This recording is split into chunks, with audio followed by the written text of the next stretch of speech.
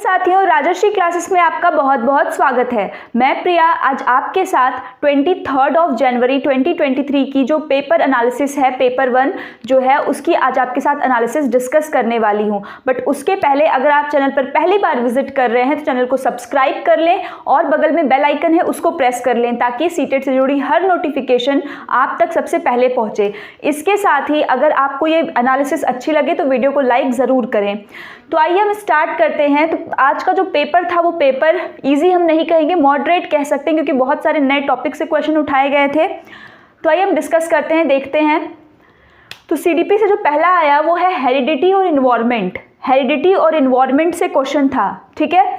तो हेरिडिटी क्या है, इसको मैं क्विक में आपको बताती हूँ। हेरिडिटी क्या है कि वो सारे ट्रेड्स जो आपको आपके पेरेंट्स से क्या होते हैं, एक बच्चे को मिलते हैं, ठीक है। पेरेंट्स से ऑफस्प्रिंग को जो ट्रेड्स, जो क्वालिटीज़ मिलती हैं वो आपकी हेरिडिटी है। और इन्वायरमेंट क्या है कि बच्चा जब इस अर्थ पे आता है, पैदा होता है, उसके बाद जो उसका वातावरण है। इसके केस में आपको ये भी याद रखना है कि हेरिडिटी हमेशा स्टैटिक होती है। स्टैटिक होने का मतलब है रुकी हुई होती है। ऐसा नहीं है कि आपकी अगर आंखें नीली हैं तो आपने फिर एनवायरनमेंट में आके उसको बदल लिया, या हेयर ऐसे हैं तो आपने फिर उसको चेंज कर लिया। दैट मीन्स ये हमेशा स्टैटिक को दिखाता है, रुके हुए, क्योंकि ये कभी आप बदल नहीं सकते। जबकि इन्वायरमेंट क्या है, आप बदल सकते हैं, परिवेश आपको जैसा मिलेगा, तो ये डायनामिक होता है, ठीक। तो आपको ऑप्शंस में देगा तो आपको ये चीज़ ध्यान रखना है कि हेरिडिटी हमेशा क्या होती है, स्टैटिक होती है, जबकि इन्वायरमेंट चेंजेबल होता है, डायनामिक होता है। अगर हम पूरे डेवलपमेंट की बात करें तो डेवलपमेंट जो आपका होता है वो क्या होता है, H cross E। H plus E नहीं, माइनस E नहीं, बल्कि हेरिडिटी मल्टीप्लाई बाई इन्वायरमेंट। इसका ये मतलब बिल्कुल नहीं है कि 50% हेरिडिटी है और 50% इन्वायरमेंट है, इसका ये बिल्कुल मतलब नहीं है। दोनों आपस में जुड़े हुए होते हैं, दोनों का इंटरेक्शन होता है, बट परसेंटेज की कोई बात नहीं है। सिर्फ और सिर्फ ये क्या है, हेरिडिटी इंटू इन्वायरमेंट आपका क्या होता है, डेवलपमेंट होता है, ठीक। नेक्स्ट क्वेश्चन आपका आया था एनईपी 2020 से। तो एनईपी 2020 में जितने भी टर्म्स हैं, कॉन्सेप्ट्स हैं, वो सब मैंने आपको कराए हैं। आप उसको देख लीजिए तो आपका कॉन्सेप्ट क्लियर हो जाएगा। वाइगॉस्की से एक नया इन्होंने बनाया कल्चरल टूल। तो आपको पता है कि कल्चरल टूल वाइगॉस्की ने किसको कहा है, कि वाइगॉस्की का एक तो कल्चरल टूल से आता है, उसके अलावा उन्होंने मैन्स ग्रेटेस्ट टूल की बात की है, जिसको किसको वो मानते हैं कि जो मानव है उसका सबसे बड़ा वो क्या है, टूल है। तो अगर आप रिकॉल कर पा रहे हैं तो बहुत अच्छी बात है, नहीं तो मैं बताती हूँ कि उन्होंने लैंग्वेज को कहा है कि लैंग्वेज क्या है, मैन्स ग्रेटेस्ट टूल है। उसके अलावा कल्चरल टूल इनकी थियरी है आपकी सोशियो कल्चरल थियरी, जिसमें उन्होंने सोशल, कल्चर और लैंग्वेज को बहुत ही महत्व दिया है, ठीक है। फिर आता है ग्रोथ और डेवलपमेंट। तो ग्रोथ और डेवलपमेंट मैंने आपको ये लिखा है यहाँ पे, आप ये जा करके यूट्यूब पे सर्च करेंगे CTET 2023 CDP complete paper analysis. इस पेपर एनालिसिस में आपका 28 दिसंबर 2022 से लेकर के जो आपके 20 जनवरी पेपर है 2023 का, उस पेपर में जितना भी टॉपिक पूछा गया सीडीपी का, एक तरीके से आपका फाइनल टाइम रिवीजन मैंने इसमें कराया हुआ है। आप उसको ज़रूर से जाके देखिए, फोकस्ड होकर देखेंगे तो आपको हर एक टॉपिक जितना है मैंने सब उसमें कवर किया है। और लिटरली आप उसको जब देख लेंगे कंप्लीट, थोड़ा टाइम टेकिंग है, आई थिंक 1 या 1.5 घंटे का होगा, बट उसको करने के बाद आपको ये सारे टॉपिक्स के आंसर ऐसे ही मिल जाएंगे, और वो भी काफ़ी इजी लैंग्वेज में। तो आप एक बार ज़रूर इसको देखिए, देखने के बाद अपने कॉन्सेप्ट को क्लियर करिए। ग्रोथ हमेशा एक शॉर्टर एक्सपेक्ट को दिखाता है, जबकि डेवलपमेंट ब्रॉडर एक्सपेक्ट को दिखाता है। ग्रोथ जो है वो डेवलपमेंट की क्या है, अंदर लाई करता है। मैंने आपको एक वेन डायग्राम से भी बनाया था, ये क्या है ग्रोथ और ये क्या है development. Metacognition, thinking about thinking, awareness about awareness, इससे भी क्वेश्चन था। कोहलबर्ग की थियरी से क्वेश्चन था। कोहलबर्ग की थियरी हमने याद करी है, बहुत ही अच्छे ट्रिक से याद करी है। प्रोग्रेसिव एजुकेशन, मैंने अपनी इस वीडियो में बताया कि प्रोग्रेसिव एजुकेशन क्या है, जो चाइल्ड सेंटर्ड एजुकेशन। अगर इंडिया में बात करें तो गिजुभाई बडेका, और अगर प्रोग्रेसिव एजुकेशन में चाइल्ड सेंटर्ड एजुकेशन की बात करें तो John Dewey, father of progressive education John Dewey, जिन्होंने लैब स्कूल्स खोला था, इसको बिल्कुल मत भूलिए। गार्डनर की थियरी आई थी जो 8 प्रकार की उन्होंने दी है, ठीक। तो ये आपके कुछ मेजर पोर्शन थे सीडीपी के। अगर आपको सीडीपी फाइनल टाइम रिवीजन करना, जितने ऑनलाइन टॉपिक्स पूछे जा रहे हैं, तो आप इसको जाकर सर्च करिए, आपको निश्चित ही यहाँ से सेटिस्फैक्शन मिलेगा कि आपने जितनी भी चीज़ें पढ़ी है जो आने वाले पेपर में है, मैक्सिमम टॉपिक मैंने उसमें कवर किया है। अब हम आते हैं थोड़ा अपने ईवीएस वाले पोर्शन पे। तो देखिए ईवीएस वाले पोर्शन में हमारे, आप इसका स्क्रीनशॉट ले लीजिए, मैं सीडीपी वाले पोर्शन को इरेज करूंगी, ठीक है। ईवीएस वाले पोर्शन में एक हमारा क्वेश्चन पहला जो पता लगा वो क्या है, सौराष्ट्र। सौराष्ट्र अब किसे कहते हैं, तो अगर आपने मैप की क्लास देखी तो आपको पता होगा सौराष्ट्र गुजरात के अंदर वाला इलाका है। सौराष्ट्र क्या है, गुजरात के अंदर वाला, तो उसी गुजरात को ही हम क्या कहते हैं, उसी के पार्ट को सौराष्ट्र कहते हैं। जैसे आपका गुजरात आपको अगर मैप में क्लियर हो तो ये आपका क्या है, गुजरात। इसी गुजरात का ये वाला जो पोर्शन है ये क्या होता है, सौराष्ट्र। क्या है ये, सौराष्ट्र। सौराष्ट्र से क्वेश्चन पूछा था रंगोली, तो आपको याद है कि गुजरात की हमने ईवीएस में एक स्टोरी पढ़ी है कालबेलिया की।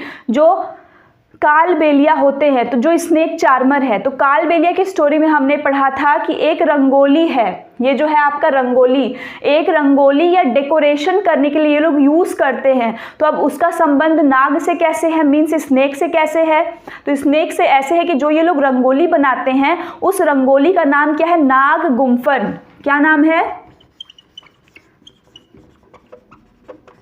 नाग गुम्फन, जिसमें वो लोग अलग अलग इस प्रकार से बनाते हैं और लास्ट में इसका सांप की तरह इसका मुंह निकला रहता है। इस प्रकार से अलग अलग जो है वो लोग स्ट्रक्चर से ड्रॉ करते हैं, जिसमें वो चारों तरफ से क्या रहता है, एक स्नेक की तरह स्ट्रक्चर रहता है, यही नाग गुम्फन है। ये नाग गुम्फन सौराष्ट्र गुजरात में भी और इसके साथ ही साउथ इंडिया में भी प्रचलित है, इस तथ्य को याद रखें। पेडागोजी से आया था, थीम्स से क्वेश्चन आया था, जो आपके 6 थीम्स हैं। फूड से आया था, आपको 6 थीम्स रिकॉल है, नहीं रिकॉल है तो एक बार रिकॉल कर लीजिए। क्या क्या है, family and friends, food, water, shelter, travel, things we make and do. Clear, तो ये आपका क्या है, थीम्स है। जो थीम्स है, सब थीम्स सिर्फ 2 के हैं, पहले और दूसरे वाले के। इसके अलावा जो प्रोसेसिंग स्किल्स है उसको आप एकदम परमानेंट दिमाग में रखिए। अरेबियन सी से क्वेश्चन आया था कि अरेबियन सी के पास के कौन कौन से स्टेट हैं। मैंने मैप की पूरी क्लास कराई है आपको, आप जाके सर्च कर सकते हैं, भारत का नक्शा या फिर इंडियन मैप। उसमें आपको 28 स्टेट्स प्लस 8 यूटी को मैंने लर्न कराया है बहुत ही अच्छे से, प्रॉपर तरीके से। अगर आप बेसिक भी नहीं जानते तब भी आपको उसको याद करने में आसानी होगी। तो अरेबियन सी आपका इस तरफ है, हमेशा ए हम इसी साइड से तो लिखते हैं और यहाँ पे बी, तो ए बी ऐसे ही तो लिखते हैं हम। तो Arabian sea and bay of Bengal. Clear, अब देखिए कौन कौन से राज्य हैं। तो यहाँ पे सबसे पहला तो हो गया गुजरात, ये हो गया महाराष्ट्र, बीच में नट बोल्ट का काम कौन कर रहा है, हमारा प्यारा गोवा। इसके बाद ये हो गया कर्नाटका और इधर हो गया केरला। हो गया, यही 5 स्टेट तो है हमारे। ठीक, गुजरात, महाराष्ट्र, गोवा, कर्नाटक, केरला। क्लियर। लद्दाख, लद्दाख से क्वेश्चन आता है कि ठंडा रेगिस्तान किसको कहते हैं, तो ठंडा रेगिस्तान हमारा लद्दाख ही है। ठीक, तो हमारे देश में ठंडा भी है, गर्म भी है, गर्म बोलेगा तो थार हो जाएगा। डायरेक्शन से क्वेश्चन आया था कि एमपी और राजस्थान क्या है, कि एमपी की कैपिटल से आपको राजस्थान की दिशा बतानी थी। तो दिशा के लिए तो मैंने आपको सबसे इजी ट्रिक बताई है कि उसमें आपको कुछ भी नहीं करना। अब देखिए मध्य प्रदेश है, तो मध्य मैंने आपको मैप में बताया है कि भारत के एकदम बीचों बीच में है, इसलिए उसका नाम मध्य प्रदेश है। तो यहाँ हो गया मध्य प्रदेश, इसकी कैपिटल थोड़ी मान लीजिए इससे यहाँ पे आ जाएगी। अब ये हमारा क्या है, सेंटर। राजस्थान का है ठीक इसके इधर। अब आ जाइए, इसको सेंटर मान लीजिए। ईस्ट, वेस्ट, नॉर्थ, साउथ, क्या हो गया, नॉर्थ वेस्ट। आंसर क्या हो गया, नॉर्थ वेस्ट। क्लियर। अब इसके बाद हाइट ऑफ माउंट एवरेस्ट, तो एनसीईआरटी में 8848 एक्चुअल मानते हैं, बट ये लोग कभी कभी 8900 मीटर भी देते हैं। तो जैसा ऑप्शन अवेलेबल है आप उस हिसाब से टिक लगाकर आएंगे। गोलकोंडा फोर्ट, लगातार जो क्वेश्चन है गोलकोंडा फोर्ट से आ रहा है, तो गोलकोंडा फोर्ट कहाँ पर है, ये ध्यान रखिए, हैदराबाद। हैदराबाद किस स्टेट की कैपिटल है, कैपिटल से भी क्वेश्चन आया है, तो कैपिटल को भी याद रखिए। तो हैदराबाद अगर हम इंडिया के नक्शे में बात करें तो कहाँ लाई, कहीं यहाँ कहीं लाई करता है, और इसकी स्टेट क्या है, तेलंगाना। आंध्र प्रदेश गलती से भी मत लगा के आएगा, आंध्र प्रदेश पहले थी, अब आंध्र प्रदेश की कैपिटल हो गई है अमरावती। ठीक, ये किसकी कैपिटल है, तेलंगाना की कैपिटल है हैदराबाद, जहां पे गोलकोंडा किला है। इसी गोलकोंडे किले से कोहिनूर हीरा निकला था, जो वारंगल के राजा रुद्रदेव थे उनके पास, फिर वहां से मलिक काफूर से होते हुए अभी ये कहाँ है आपको पता ही है। ठीक, तो ये क्या है आपका गोलकोंडा। गोलकोंडे किले से जो आपको याद रखना है कि यहाँ के रूलर का नाम पूछा है मैंने। सीटेट का जो आपका क्वेश्चन आया था, सीटेट 2023 ईवीएस के नए प्रश्न 3 पार्ट मैंने करा दिए हैं, जिसमें मैंने 10-10 क्वेश्चंस कराए हैं, 10-10 क्वेश्चंस की, वो भी नए एकदम क्वेश्चंस, जो नए क्वेश्चंस की सीरीज जो पूछी गई है एग्जाम में, वो 10-10 क्वेश्चन, 30 क्वेश्चंस का सेट मैंने कंप्लीट कर दिया है। आप इसको देखें, इसमें सारे ऑनलाइन मोड पे जो 2023 और 22 लास्ट के क्वेश्चन पूछे गए हैं, जो नए क्वेश्चंस आ रहे हैं ईवीएस के, जो उसके पेपर को डिफिकल्ट बना रहे हैं, वो सारे क्वेश्चन इंक्लूड है, तो उसको देखेंगे, आपके लिए बहुत ही हेल्प करेगा। तो उसमें मैंने कराया भी आपको गोलकोंडा फोर्ट के रूलर का नाम पूछा था 20 जनवरी वाले पेपर में। और देखिए आज के पेपर 20 को तो नहीं, जो 19 का था, और आज के पेपर में भी पूछा। तो गोलकोंडा फोर्ट से अलग अलग है, जैसे यहाँ पे बेस्टर्न्स, जिसको बुर्ज कहते हैं, उसकी संख्या कितनी है, किस रूलर ने यहाँ शासन किया और किस वंश ने। तो वंश कहे तो काकतीय वंश, रूलर कहते तो कुतुबशाही सुल्तान। किसने किया है? कुतुबशाही सुल्तान। मैप में इसका ये आप ध्यान रखिए, इसकी लोकेशन। बछेंद्री पाल से आपका क्वेश्चन आया था। उसके बाद एनसीएफ 2005, तो एनसीएफ तो सबका जो है आउटलाइन लिए हुआ है, तो एनसीएफ में आपको ध्यान रखना है कि इससे आपको क्या करना है, अच्छे से पढ़कर जाना है। इसके बाद है नेक्स्ट आपका कैपिटल। तो जैसा कि कहा कि जो स्टेट है, स्टेट को तो आपको याद ही रखना है, उनका एक रिलेटिव पोजीशन कि कौन सा स्टेट कहाँ है और वहाँ की क्या डांस फॉर्म है, सारी चीज़ों को, उसके साथ ही कैपिटल को भी याद रखना है। मैथ की क्लास में मैंने कैपिटल भी लर्न करा है। बेस्ट तरीका यही है कैपिटल और स्टेट को लर्न करने का कि आप मैप को लाइन से लर्न करें स्ट्रैटेजी के साथ, और उसकी कैपिटल को साथ में बोलते चलें, तो आपको उतना मेहनत नहीं करना होगा, एक बार में आपका काम हो जाएगा। इसके अलावा मैंने यहाँ पे सीटेट ईवीएस नए टॉपिक्स में 3 पार्ट में आपके जो मैप के साथ है, और सारे ईवीएस की थोड़ी थोड़ी डिटेल डिस्क्रिप्शन, कैसा डांस फॉर्म है, कैसा आपका वहाँ का खाना है, ठीक, कैसी साड़ीज़ हैं, कैसे त्यौहार है, जो नए टॉपिक पे ईवीएस में क्वेश्चंस आ रहे हैं, उनको मैंने कंप्लीट किया। आप इससे जाके सर्च कर सकते हैं सीटेट ईवीएस न्यू टॉपिक्स, इसको भी मैंने 3 पार्ट में कवर किया है। ये भी आपके जो सीटेट का जैसा पेपर आ रहा है, अगर आने वाले शिफ्ट में आपका पेपर है, तो ये वीडियो आपके लिए बहुत ही बेनिफिशियल होगी। अब हम आते हैं अपने मैथ वाले सेक्शन पे। अगर हम मैथ्स में देखें तो मैथ्स का कंटेंट अब बहुत इजी दे रहा है, कि जैसे एडिशन करना या सिमेट्री के क्वेश्चंस, टाइम ये तो इजी दे रहा है, बट जो पेडागोजी का सेक्शन है वो ये लोग थोड़ा क्या कर दिए हैं, लेंदी कर दिए, थोड़े अपने लैंग्वेज में बच्चों को फंसा रहे हैं। तो इस चीज़ को ध्यान रखिए, कम से कम मैथ्स पेडागोजी का क्वेश्चन ध्यान से पढ़िए कि वो क्या कह रहा है, उसके बाद उसको आंसर करिए। पेडागोजी वाले के लिए मैंने टीएलएम पर एक वीडियो कराया हुआ है, math pedagogy important TLM, concept mapping, Van Hiele, इस तरह के कई टॉपिक्स मैंने कराए। और कॉन्सेप्ट के लिए जो बेसिक आपका नंबर सिस्टम वाला है, एकदम बेसिक, जिसको कुछ भी नहीं आता, जिन बच्चों को प्राइम नंबर क्या होते हैं, कंपोजिट नंबर क्या होते हैं, इंटीजर्स, रेशनल नंबर, जो हमें एजर्शन और रीजन वाले क्वेश्चन देते हैं, अगर उसमें आपको दिक्कत है तो आप वहां से जाकर देख सकते हैं।